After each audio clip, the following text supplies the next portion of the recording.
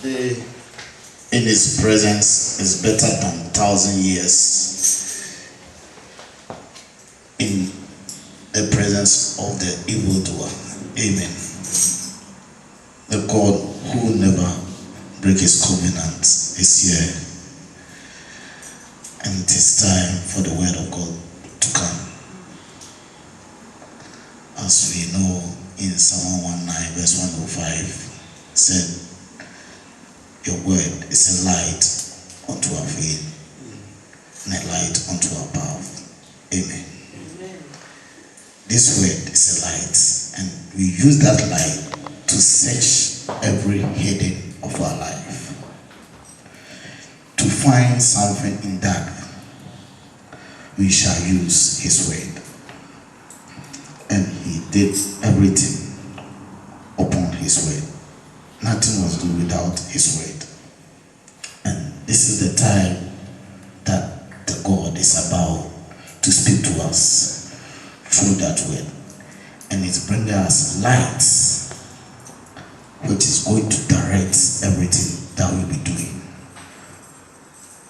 It's going to reprove us. It is going to encourage whatever that we'll be doing. And today in our midst, we are so blessed and so honored to have a powerful man of God whom God have ordained.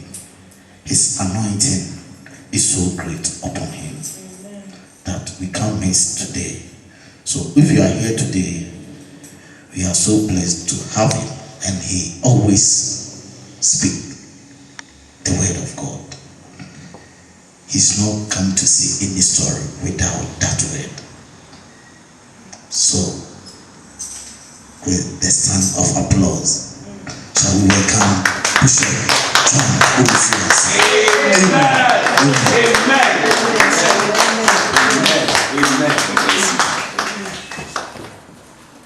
I haven't actually asked you to sit down, and some of us are even ready to sit down. I hope you're not tired. God is good and all the time. Just quickly lift up your hands and just thank the Lord and tell the Lord that you have availed yourself, that you are to hear His word, the Rhema word of God that is about to come unto you, the powerful word of the Lord that is about to come unto you. Everything will pass away, but the only thing that will not pass away is His word. It's always the lamp on our feet and the light unto our path. Just say unto Him that you have prepared yourself to receive Him, to receive Him, to receive Him, to receive Him, to receive Him, in the name of Jesus. Father, I thank you that your word is about to come into the lives of your children. And I know that your word comes in different forms and dimensions. Today your word is going to uplift and encourage, to wipe away those of us who have tears in our eyes, to dry it up for us, Lord and my God. Your word is about to come and to encourage and to uplift us, Lord, in times when we are in need. This word of yours will bring us up unto you, that at the end of the day we always have hope in you. That we know that even as long as we are alive, we have hope.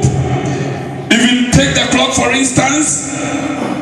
The clock that is dead, it does work twice in a day. Let alone human beings who have got faith and hope. And we know that, Lord, you have done it for us. We thank you and we bless you. In Jesus' name we pray with thanksgiving. Amen. Amen. Put your hands together. God richly bless you. You can have your seat. I'm going to take my time and we're going to delve deeply into the word of the Lord today. What I'm going to talk about, I have captioned, Love Has the Last Laugh. Amen. Love has the last laugh. If we look at Proverbs 30 verse 12, it says, hope deferred makes the heart sick. Hope deferred makes the heart sick. It means that if we are expecting something in life and we're not receiving it, and we wait and wait and wait and wait, and nothing is happening, it means that our hope is being deferred. And when it defers, it makes our heart what? Sick. Therefore, it gets to a point when our heart is sick, we try to devise another way of going about it. When our heart is sick, we do not wait for God's own appointed time, but we try to devise our own appointed time. But remember that whatever God has said, He will surely do it. All we've got to do is to have the faith and wait that at the end of the day it shall surely come to pass. Amen. Love has the last laugh, and hope deferred makes the heart sick. Whether you like it or not, hope deferred makes the heart sick. Now, time can wear down your patience. You are expecting something and it's not happening. So time and time again, your patience goes down every single day because you are waiting, you are expecting it to happen and it's not happening. So time can wear down your patience and it can numb you to the dreams that you hold so dear. Have you ever started believing in God to do something in your life and then waited until finally you said, this is not going to happen? It has happened to me. I don't know about you, but I believe that it has also happened to you also. Because as we are all here, there are certain things that we have been expecting to come through. But because we have been waiting and waiting and waiting, we know that we have gone to God, we have prayed, we have fasted, we have done everything, we have waited and waited. Yes, the Bible has made us to understand that we should wait no matter what at the appointed time. But we have waited and it's not happening. Assuming it is a God-given vision, and it doesn't mean that it hasn't happened because it will not come to pass. It is like childbirth. Women who go through pregnancy carry this for 9 months. It gets to a point that you are about to deliver. I bet you can't wait because you don't want that thing that has actually disfigured you. As you are there, you are very slim, you are very smart, but that thing has actually disfigured you. And when you have been waiting for the 9th month, you can't wait any longer for that thing to come out so that you get your figure back, so that you are able to place your hand on, so that you can go out there and show yourself, and you will not rest till that thing has been delivered.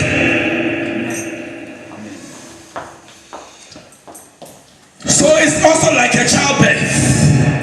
The business of waiting on God is also not for the weak. Now, all that I'm talking about here, I'm talking about the fact that in the Bible there have been people who have gone through barrenness.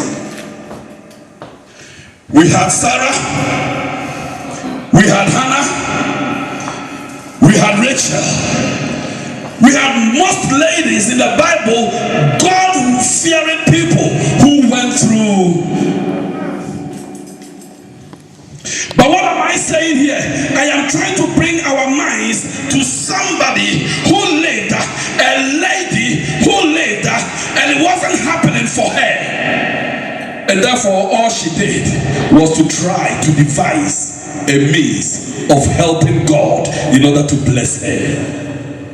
Now we're going to look at what Sarah did. Now, Sarah wanted a child, but she thought it will not happen. Have you been thinking about something and hoping for something that has not happened yet? And you are yourself and giving up on God. There is a saying that goes that God's time is always the best. Sarah waited and waited. At the age of 70, you are going to tell Sarah that she's going to have a child. Are you mad?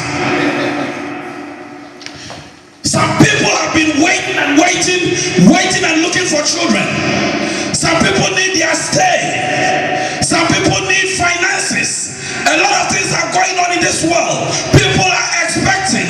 People keep on hoping, but they do not realize their hopes. They do not realize their dreams. And when they are not coming, it means that they think that it will never happen again. Sarah started her life with Abraham. Waited and waited, and nothing was happening. So she sort of gave up. But let's say, if you try to give up, what the implication has on your side. Now remember that Sarah giving up didn't mean that she was unreasonable. No. She wasn't unreasonable. She simply knew that a woman's chances of conceiving and bearing a child after the age of 70 was non-existent. Even as at the time, Sarah was thinking about it, she was 70. Even now, these days, most women at the age of 20, they can't even get pregnant. Menopause. I know one lady at the age of 25, menopause straight.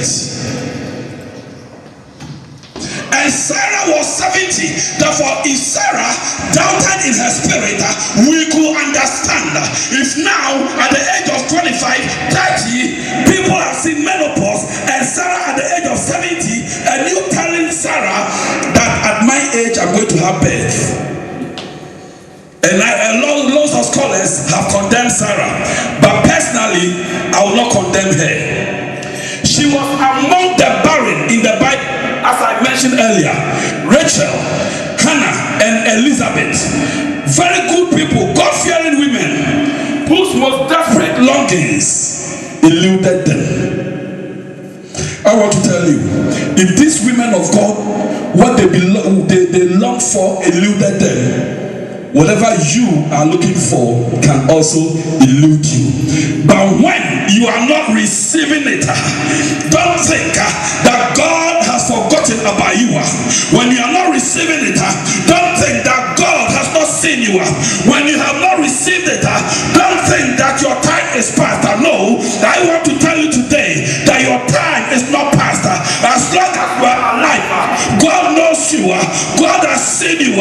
God remembers you. He knew you before you were born. He knew you before you were conceived.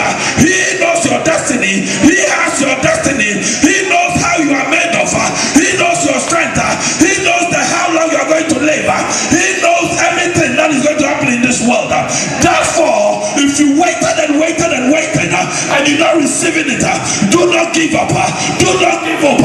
For He knows your yesterday. He knows your tomorrow. He knows your today. The God of yesterday, the God of today, the God of forever, He will surely be with you. He will meet you at the point of your needs. The time that you think that you have no hope, He will show Himself. The time that you think that people have looked down on you, He will show Himself unto you. Sarah did the thing. Remember, her name was Sarai. Somebody will say Sarah, but I'll say Sarai, so that you know the difference. The only time that Sarai's name was changed was after she has had an encounter with God. And that was when her name was changed from Sarai to who? Sarah. I want to tell you today, God will change your name. If you are Sarah here today, God is going to have an encounter with God, and your name is going to change from Sarai or to Sarah. It is my favorite prayer for you today that as you sit here, you never live the same. Before you leave, may you have an encounter with the Lord so that your destiny will be changed. so that your ideology will be changed, so that your perspective will be changed. And as you came here today, as you're having the encounter today, may God change your name from Sarah unto Sarah in the name of Jesus. Amen. Preach on. Sarah's name was changed. And you know her husband? He was who? Abraham. He was who? Abraham. I want us to establish the difference. You see what? When God has an encounter with you, your whole countenance changes. God did not only have an encounter with Sarah, but he also had an encounter with who? Abraham. And God says, you are the father of who? Many nations. And from today you shall no longer be called Abraham, but you shall be called who? Abraham. So whichever way you look at yourself, today you're going to have an encounter with God. Today God is going to change your name. Today God is going to change your perception. Today God is going to change your ability. So it doesn't matter how long you have been waiting. Do not worry. He has never forgotten about you. He knows at the appointed time. He will meet you at the point of your needs. He has never been too fast even a minute.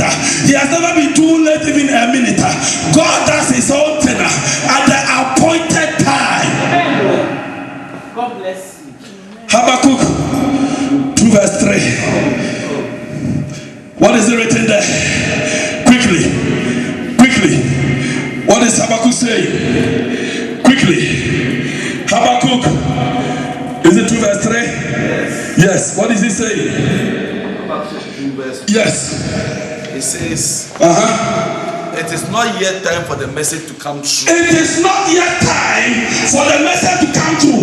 What it means is that God has specified and purposed every situation in its own time. So that when you're expecting something and it hasn't come true, God says in its own time it will come to pass. If you haven't received it today, it doesn't mean that you will not receive it. It means that it has to wait. Because if it comes too early, it is going to trouble you. If it comes too late, it's going to worry you. But it will come in its own time. What is it saying? It says, for the revelation awaits an appointed. For the revelation that the Lord has given unto you awaits for who? An appointed what? Time. God. It speaks of the end. And the message and the revelation will speak of the end. It will speak about your end. It will speak about how you're going to be molded. It will speak about how you're going to be standing up. It will speak about your entire life. It will speak about your destiny. God. And it will not prove false. And when it comes about you, it will never prove what? False. When God talks about you, it will surely come to pass. Whatever God has said about you today, it will surely come unto you. And when even it says for 20 years, what God has said already in the past 500 years about you will surely come to pass. I want to encourage you that whatever God has said about you, nobody can change it. No powers of Manuata can change it. No powers of Babalawo can change it. Whatever God has said about you, it will surely come to establish. Whatever God has said about you, it will surely come to pass. Nobody can change your destiny. Your daughter can never change your destiny. Your mommy can never change your destiny. Your sister can never change your destiny. But it is only God. But whatever He has said about you, it has been established. Go. You said something.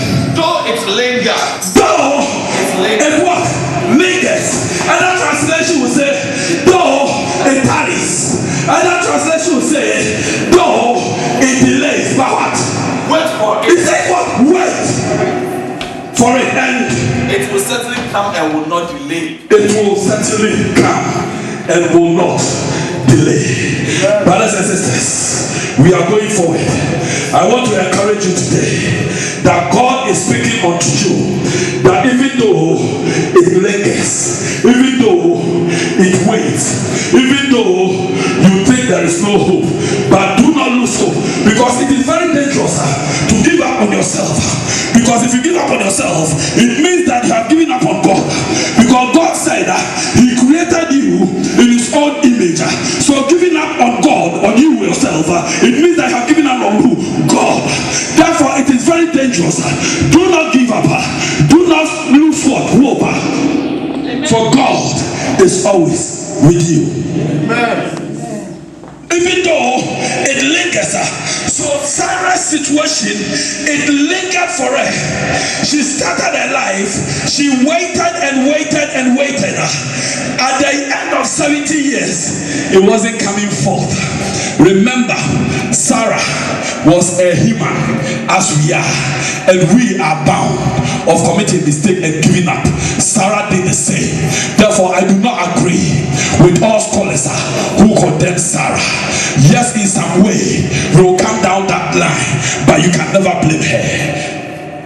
Now, what we also know is that her husband Abraham was one of the greatest men of faith who ever lived, and one of the very few ever referred to as a friend of God.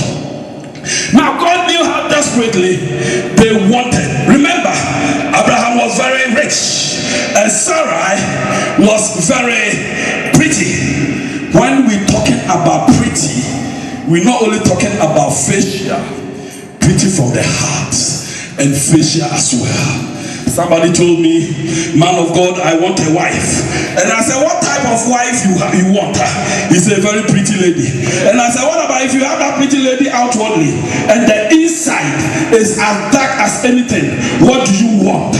Then he thought about it and said, no, I want prettiness from both inside and outside. I do not want external prettiness. I rather want what? Internal prettiness.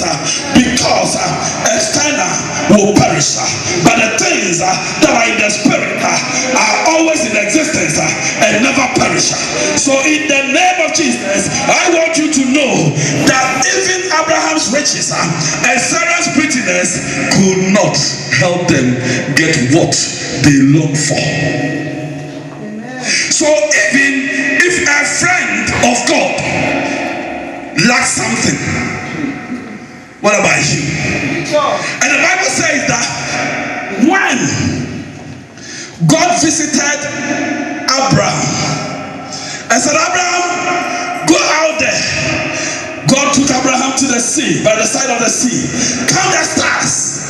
He counted all the stars and says, Abraham, I will make you a father of many nations.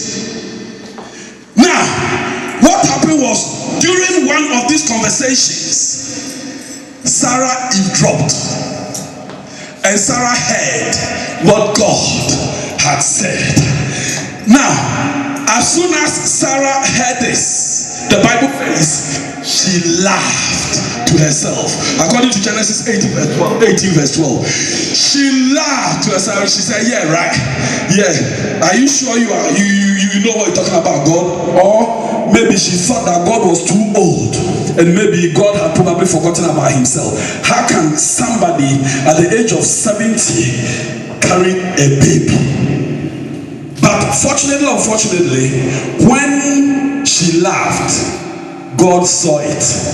And the Bible says, God asked Abraham, why is your wife laughing at what I just said? And Sarah denied and lied. Now, do you know why God scolded her? And then God said, is there anything too hard for me? Today I want to encourage you. Is there anything in your life too hard for God? Is there anything going on in your life that is too hard for God? There is a sign that God, behold, I'm the Lord. Is there anything that is too hard for me? I want to tell you today. God said, Sarah, you are laughing. Sarah says, I haven't laughed. God says, is there anything too hard for me? You are over 70 to 80. Is it difficult for me to say that, Sarah, you are going to have a child? Is it so difficult for me to say that, mommy, God is going to meet you at the point of your knees tomorrow? Is it difficult for God to turn your destiny? Is it difficult for God to change your destiny? Is it difficult for God to turn things around?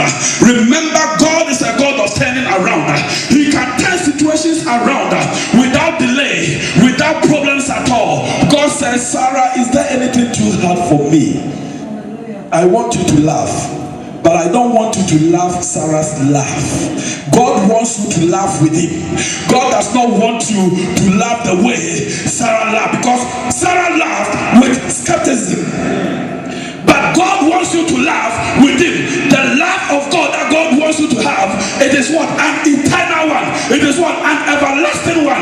It's like somebody waiting for a wife or a husband. And you say, oh, I have waited for so long. It was about like this lady that I met. Oh, man of God, I have waited for so long. I can't wait any longer. And I said, you have to wait. She said, no. If Sarah managed to get Abraham to sleep with the handmaid and got Ishmael, then I want to see my Ishmael before my Isaac. And I say, you are mad.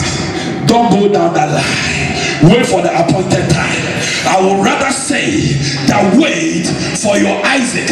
You do not need to go through Ishmael, because Ishmael has been a curse for all of us, because all his descendants have been fighting and fighting, and there is an enmity between Isaac's descendants and his descendants. Therefore, do not go down the line of Ishmael, but wait at the appointed time.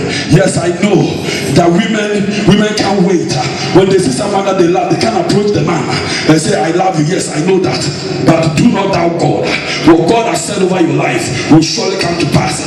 If God says he is going to give you somebody to marry, God does not give anybody who God has not ordained. The person that comes your way, you realize that all the qualities that you're looking from that person, by the time the person arrives, you have all the qualities. So the Bible says Sarah laughed, but she laughed at the wrong end. It is my prayer for you today that you are going to laugh. I say you are going to laugh. I say you are going to laugh. I say you are going to laugh. God is going to shake your story, and there will be laughter all around you. The laughter that will never cease. Now, let's look at this important thing. Now, you will also laugh like the grand finale of Abraham's promise on Genesis 21, 1 to 7. Now, sometimes, listen here, sometimes God waits on purpose for the naysayers, so that the naysayer can see how evident he is in your life. Remember, Lazarus died. How many days?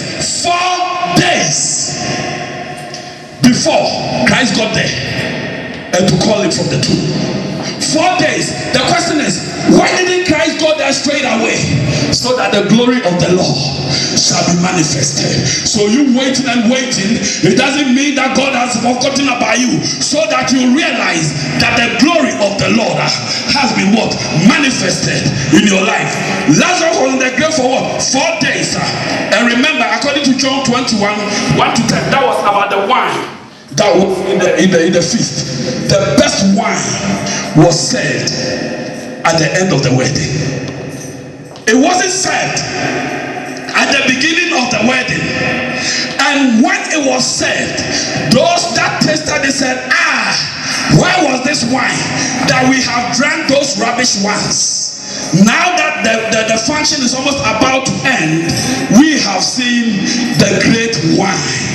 The best wine came getting to the end of it. Now remember, the man at the pool was healed without an angel troubling the waters. According to John 5, 1 to 9. Anytime this man wanted to go into the sea, then this water, get mixed up. Now, he waited, and at the right time, he got into the pool, and by God's grace, he was healed. And Sarah had a child when she was older. It is never too late for God to intervene in your life. It is never too late for God to meet you at the point of your needs. It is never too late for God to open heavenly windows unto you. Nothing is too late with God. All things things are possible. As I'm standing here, I have seen it all. I've seen the strength of God. I've seen the boldness of God. When I'm going through a situation and it's untenable, all I do is I just sit back and I laugh because I know that my Redeemer lives. Job said, according to Job 19:25, he says, I know that my Redeemer lives. I know that my Redeemer lives. He has never forgotten about me. My Redeemer has never slumbered. My Redeemer has never slept. My Redeemer is always alive, and he lives. And there is a song that goes, because he lives, I can face tomorrow. Because God lives, you can face tomorrow. Because God lives, you and your family can face tomorrow. Because God lives, you and your family will live. I say you will not die. I say you will not die, but you will live because your Redeemer lives. And at the end of it all, God met Sarah at the end of it all, and they had Isaac. Somebody at the age of 90 years, Abraham at the age of 100 years, having children. I know women, we get to even a certain point, we don't even feel like anything. And the women, when they get to a certain point, they feel they got wrinkles. They feel, sometimes they smell food and it's like we need. But at that point, God revealed himself. Now, what I want you to know today, and the Bible says, and Sarah had her child when she was old. It is never too late for God to intervene. What seems hopeless late to you is precisely on schedule to God. I say what seems hopelessly late to you is precisely on schedule to God. His promises to you will come at the best possible time. Do not doubt, do not question, or do not despair when you encounter delay. Most of all, do not take matters into your own hands as Sarah did. Do not take matters into your own hands. Do not give up on God and do not grow weary. No matter how late the hour may seem, no matter how impossible the circumstances may appear, whether impossibility presents itself in the form of your physical age, your absence of experience, your shortage of funds, or your lack of support, you must always remember that all things are possible when you believe him. It is my prayer for you today that as we have listened to this message, we are uplifted. If there is something that we are waiting, but it is taking forever, do not give up. Do not lose hope. Do not give up on yourself. Do not give up on God. If Sarah had a child at the age of 80, I want to tell you that your vision will be fulfilled at the appointed time. All you've got to do today is wait till it happens. At the appointed time, it will be established. In the name of Jesus, may your name be changed. In Jesus' name, amen. God bless you.